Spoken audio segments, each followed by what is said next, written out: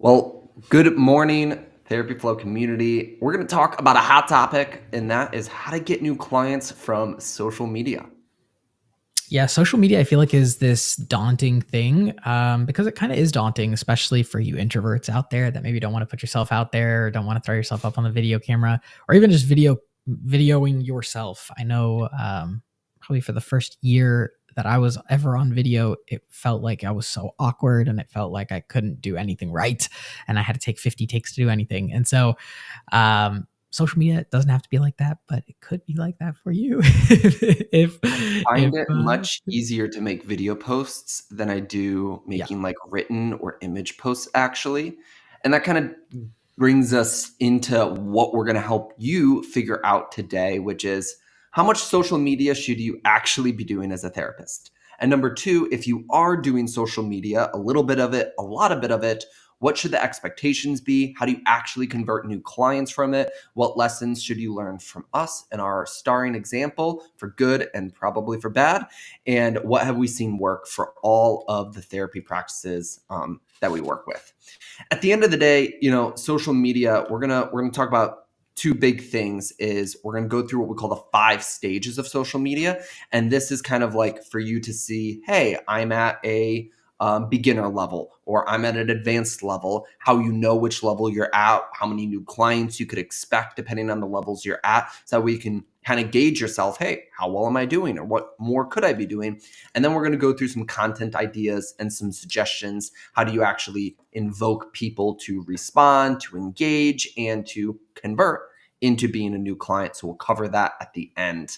So stick around for that. That being said, the main reason, and Attilio talks about this a lot, that people are on social media is either to be entertained or to be educated. And I think there's still some that are seeking some sort of community out there. But that kind of poses a problem as a business because you're trying to sell people, not always entertain or educate. Yeah, serving people in the space for social media looks like providing valuable content. And so you probably heard this before, but what is valuable, right? You're like, well, what's valuable to me? What's valuable to my clients? You have to absolutely embody and take the position of your client. And so, what is it that a potential client would want, or what is it that they would need? And they probably don't need a meme explaining how therapy is a solution for them, but they may need something that's like a resource or a guide, or just in general engagement as part of that larger community. So we've seen counselors perform best when they do like little role plays, essentially helping a potential client see maybe their situation and know that they're maybe um, understood, and that it's not like a crazy or out of this world situation. And so some of the counselors that perform best on something like TikTok are ones who are doing like how to know if your narcissistic partner is about to dump you, right? Or creating guides or quick quizzes are just really great ways to um, help your clients start engaging with or start thinking about their mental health for the first time in a way that's not um, less valuable, honestly, right? It should be able to Yeah. give them something. They should be able to take some step maybe from it. And I would chew on that. And you get better at it over time as you start understanding what potential clients want to see more of, and what sort of the market space wants to hear more of from you, and maybe what you just naturally excel at. Yeah. People vote with their feet. They vote with their views, they vote with their attention, and they vote with their follows. And it kind of goes in that order. Initially a view, and then how long are they spending consuming your content, and then they liked, comment, or followed, which is the hardest piece, right? To finally get and to kind of convert them in the social media platform, much less convert them into a client. User behavior has also changed since TikTok and other platforms have changed, where it's much more focused on pushing out content that people are consuming. So if you post a video and a lot of people see it and they watch a portion of it and then they watch a lot more of it, the platform is going to push that to more and more people because it's a self-fulfilling feedback loop of the algorithm. Oh, these people liked it. Let's show it to more people. And those larger group of people like it. And that's how something goes viral, is because they kind of like push it up the stream to larger and larger audiences. And the platform kind of does that work.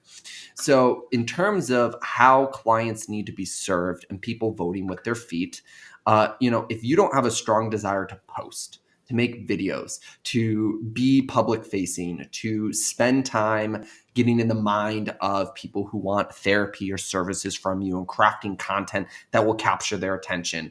If you don't want to spend time doing it in the format that these social media platforms require, video, short form content, written content, long post images, like that's the posting matrix out there.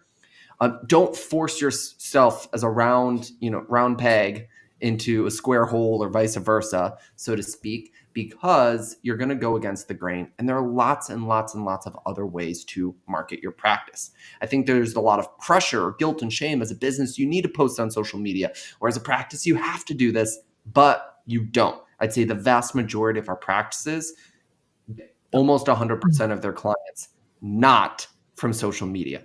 But there are those standout people that we've worked with, and even in the marketplace, where they get all of their clients from social media, or they've successfully scaled their group practice with social media, or they've launched other product processes like master classes, or they've launched their book or other things because of the following.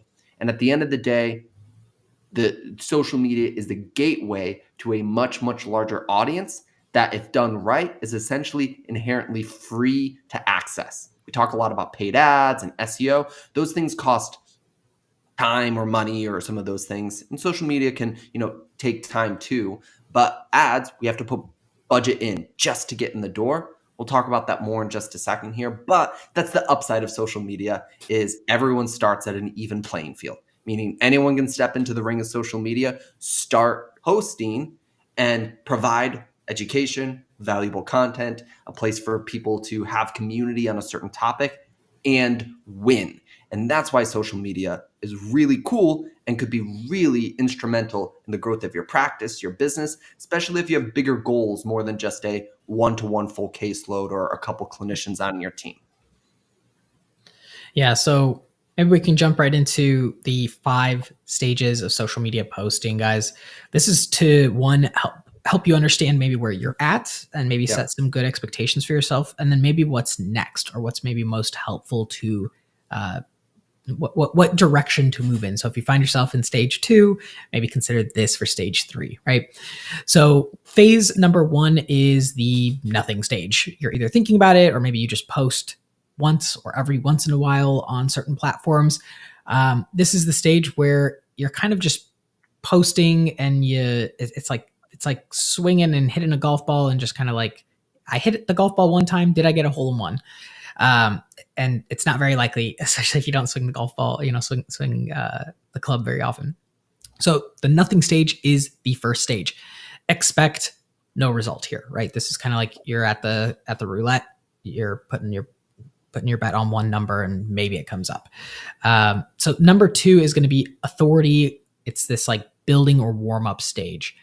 So the goal for this stage is to just put enough out there that essentially, if someone were to look you up, they'd see that you exist and it's not a ghost town, right? So they have a little bit of social proof that you exist, you're a real person. The goal for this is to just have sort of maybe permanent resources. Maybe this is like, add your headshot to the Facebook page, and add the cover photo to the page, and have a few core pieces of content out there that make sense, and maybe refresh them every once in a while, so that way they don't see posts that were up there from 5 years ago or something like that. So take a little bit of time, look at it like that. But the idea for this is to just have enough out there that it doesn't look like a ghost town when some clients, could potentially look you up. There's some potential SEO benefits here too. Just having the profiles that exist that link to your website and has just a couple posts or a little bit of activity can help out in that front. If you're going to do any social media, this is at minimum the stage that I would suggest you get to. It can really help when you run ads, right? It's like, oh, you're running an ad. Most people just click right through it for the Facebook ad or the Google ad. But everyone does their research, right? They Google your name. They try and find your little social media tags. I'm sure you've done this. You don't necessarily judge a company if they aren't just posting up the wazoo of being a social media influencer. But you do kind of be like, ugh, if they have like 2 posts from 3 years ago. So it'd be better either to not have the profile at all, to not create that experience, or to make sure that you at least have, as Attilio said, some of those core pieces of content just curated a little bit.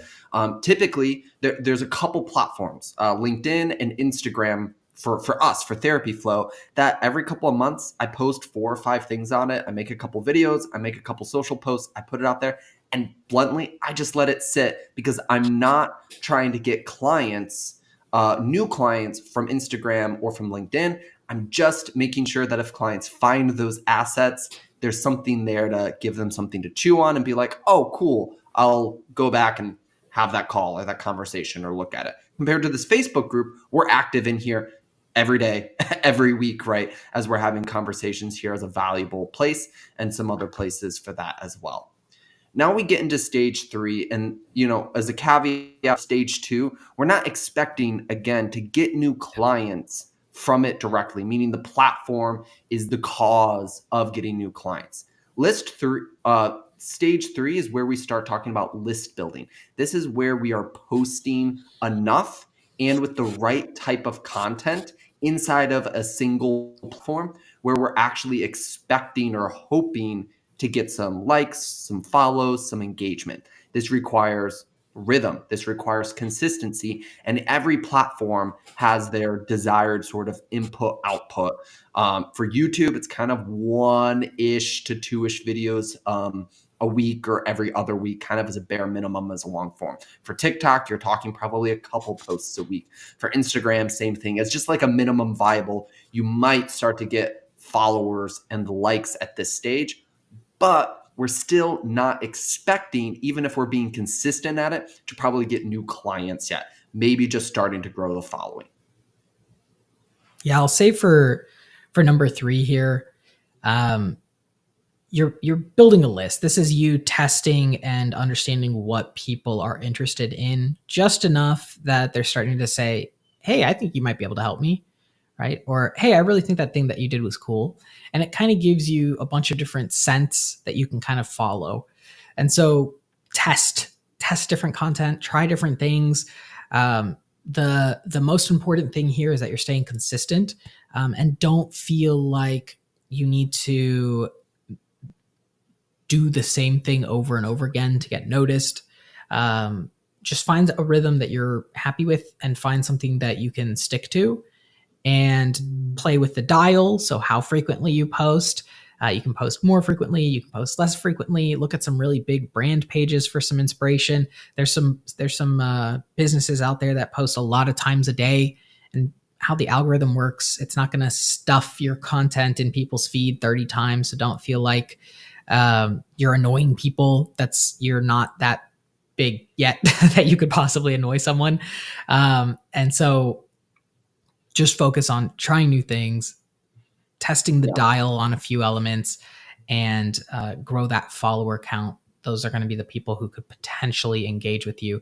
This is also not the stage where I would be asking for anything. So I wouldn't ask for someone to inquire about your services just yet. You're just creating educational, informational, or entertainment content. Yeah. It's sort of the open door policy. Hey, I'm here to have a conversation, and you're creating the conversation if you want. Another way to frame this, just as you're building momentum, is think of a room, and you're like, man, I got 30 views on that video. It's like, well, if you just did that same view or that same post to 30 people who are physically standing in front of you, it's like, okay, now take that up to 200 people. Maybe some of you have spoken on a stage with 200 people. Talk about 10,000 people. Like, now we're starting to fill like large auditoriums, or 40,000 people is a stadium. And when we compare ourselves to these brands that have millions of followers or millions of views and some of those things, we have to understand the scale of what we're trying to accomplish. there's a therapist who was in a program and then a coach in our program for a while. And she would get routinely 300 to 1,000 views on her videos, and she was able to keep a high cash pay caseload full consistently, just from that volume, as she grew her audience with like 3,000 to 5,000 followers. So you don't need this mega following sometimes to accomplish your goals, but you do have to post and build your list. And it took her, about 3 months plus to build the list and start having the following in stage 3 before she got to stage 4. And stage 4 is really where we can expect new clients coming from the content that we're posting and the audience that we're now creating. So stage 4 is all about maxing out your platform.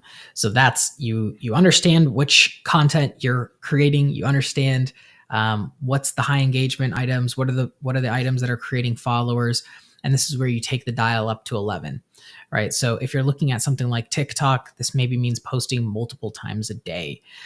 TikTok is a fast consumer, so you can keep pumping it full of things. Same with like TikTok, you can make, or not TikTok, I'm sorry, Twitter, or X, I should say. So X, you can post like 7 times a day and no one's going to get mad at you, just because the feed moves so fast. Something like Facebook, on the other hand, is maybe a little bit different. It's a little bit slower pace, maybe 3 times a day.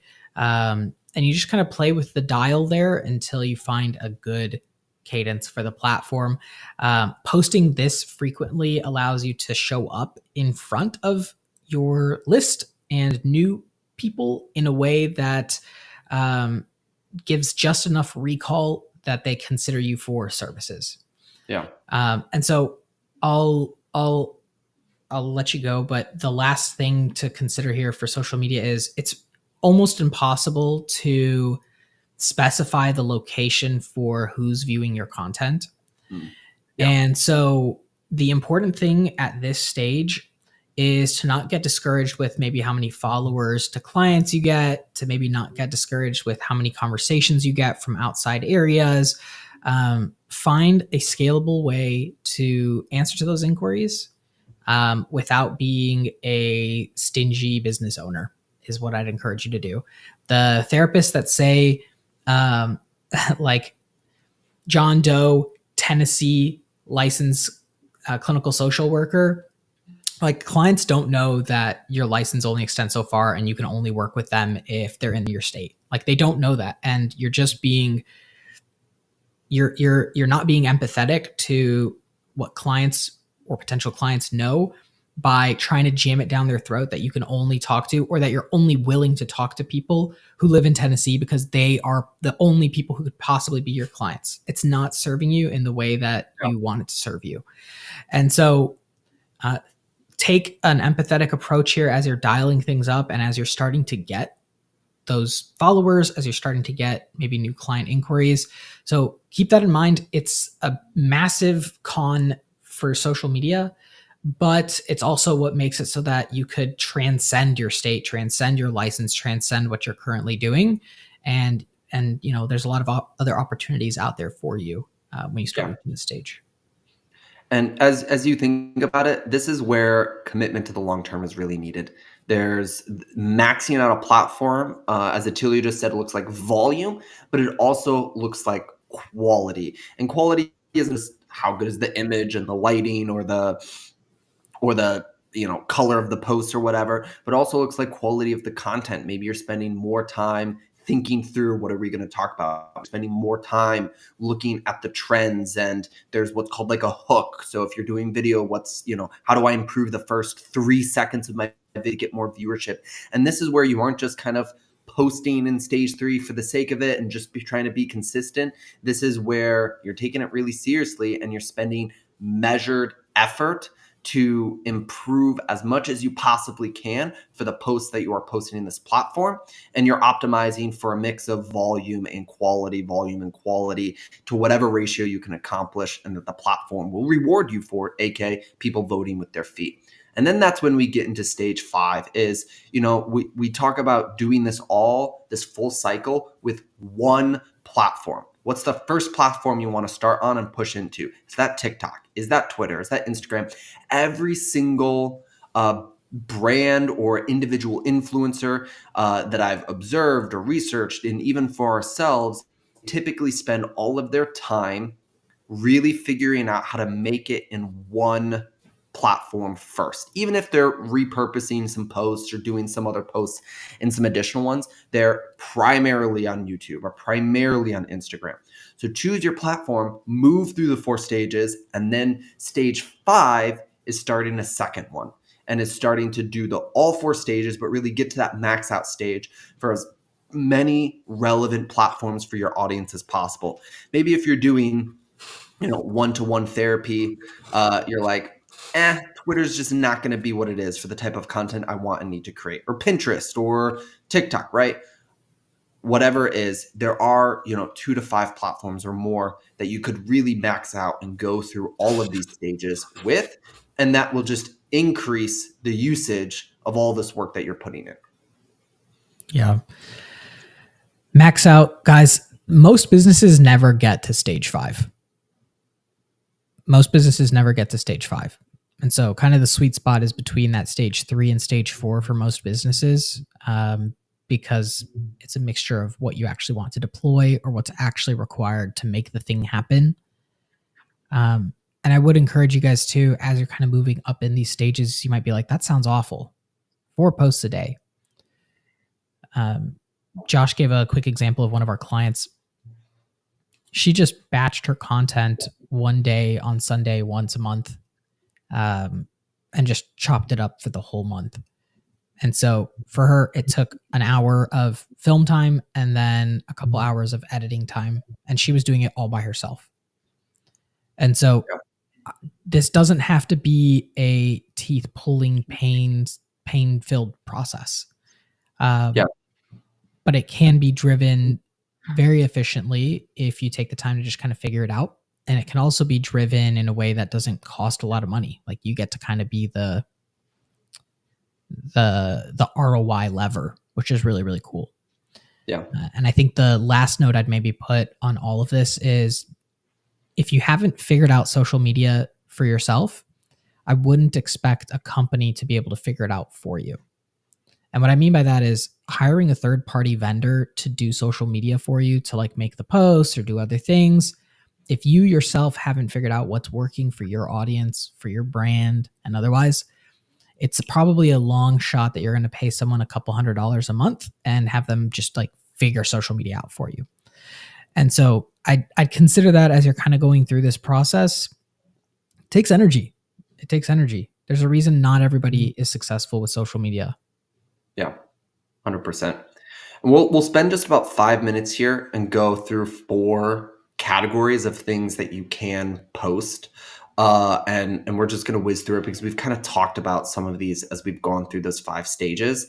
But what's important here is if you are going to do social media, that you create process and content that matters and is relevant. So here's just a couple, tips and processes. Number 1 is that education related content, or what we would call value driven content. This is where the purpose is not to sell, not to announce, not to whatever. It's to entertain and educate and teach something to someone in a way that they're will consume it. And that can look like questions, 10 questions to ask your partner. I saw a great video by Matthias Barker. Look him up. He's got a couple million followers and does a great job as a therapist on social media. And he was like, three questions that your partner wouldn't expect you to ask or whatever. And then he talked about the different questions and why they're important. He also does a great job of talking about like the internal emotional dialogue, feelings you might have felt if you had this type of trauma, that type of trauma. And you're like, wow, no one's ever voiced that that's how I felt when I was abused or when I had a parent that yelled at me. And then he talked about how to move up and out of it. I think of more of like Jeff Gunther, and he does a lot more entertainment-based content, but still a little bit educational. Bottom line is when you educate and you entertain, it goes really well. And I wouldn't always suggest starting every post with like, hi, my name is Joshua. I'm a counselor, blah, blah, blah, blah, blah. They don't care about that. Get to the good stuff. Start with, do some research on what's called a hook. And the same is true for your image posts and otherwise. Yeah, next up is going to be your classic call to action content. So this is going to be once you have attention, you can channel that attention to do something. You have to have attention first, right? We talked about not using this type of post until maybe stage 3 or stage 4 in your social media journey. Um, so these call to actions are your asks, right? This is your now accepting new clients. This is we have a few spots available for our December session slots or whatever. This is get started now, book a consultation call, whatever it is. These call to actions are there to channel the attention that you have. So when you have Yeah. that attention, send them wherever you want, really. If you're still just trying to hit that stage 2 matrix, like personalized or team content or building content can be really helpful as another category. So someone visits your Instagram, they see a picture of your office, or they see a picture where you do your online therapy in, or they see a picture of all your therapy counselors' faces or your therapy dog.